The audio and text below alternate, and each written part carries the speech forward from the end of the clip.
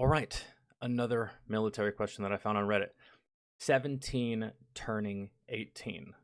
Want to do combat arms. Uncle died in Iraq. Dad says no combat. My uncle was a 0311 in Iraq. For those of you that don't know, that is the Marine MOS equivalent of infantry in Iraq, and drove on an IED and died. My dad doesn't want me to join combat arms, even with how much I feel called to do it. If y'all had to deal with this, I would like to hear y'all's experience and how you handled it.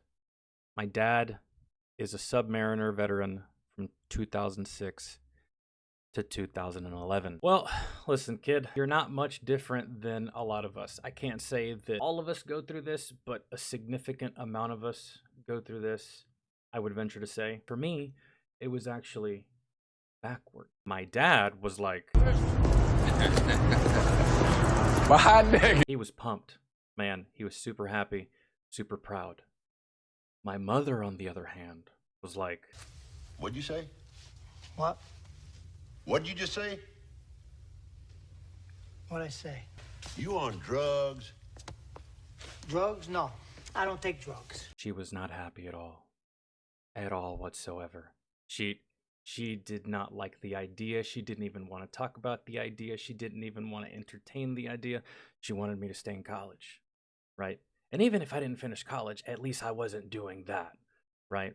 And I could see just how much it was bothering her, right? So I decided to meet her in the middle on some common ground.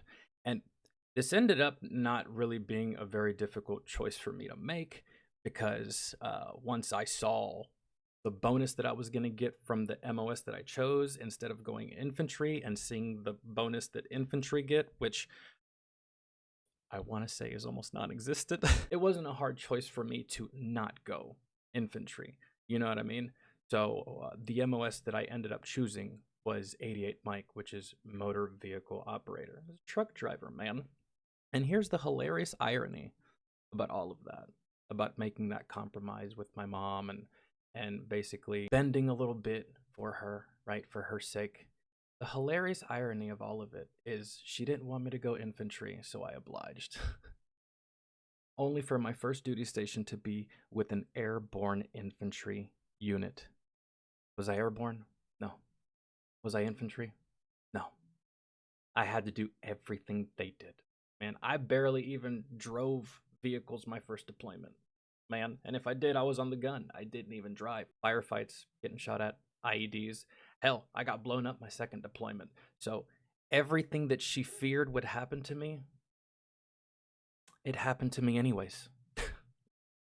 So if you're in this position, man, and you feel like you want to make a compromise, by all means, do it.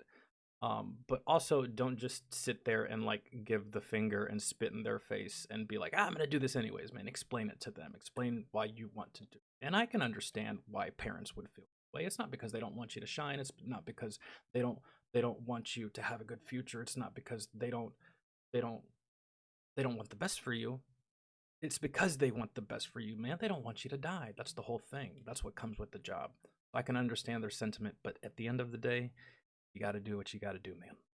And you got to do what you feel like you have to do, right?